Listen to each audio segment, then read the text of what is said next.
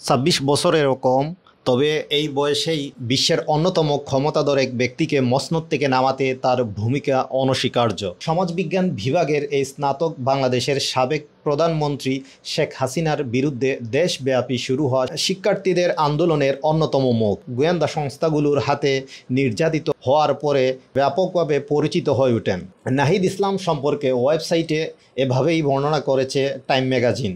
প্রতি বছর বিশ্বের প্রভাবশালী ১০০ ব্যক্তির তালিকা প্রকাশ করে নিউ ইয়র্ক ভিত্তিক বিখ্যাত এই মার্কিন সাময়িকীটি।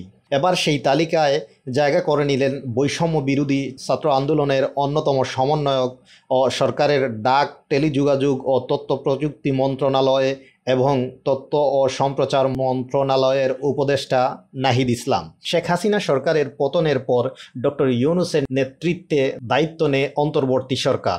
এই সরকারে দুটি মন্ত্রণালয়ের উপদেষ্টা হয়েছেন নাহিদ। টাইম ম্যাগাজিন নাহিদ সম্পর্কে আরও লিখেছে, নোবেল বিজয়ী ডক্টর মোহাম্মদ ইউনূসের অন্তর্বর্তী সরকারে জেনজির দুই উপদেষ্টার একজন নাহিদ, অন্যজন হচ্ছেন আসিফ মাহমুদ সজীব ভূঁইয়া।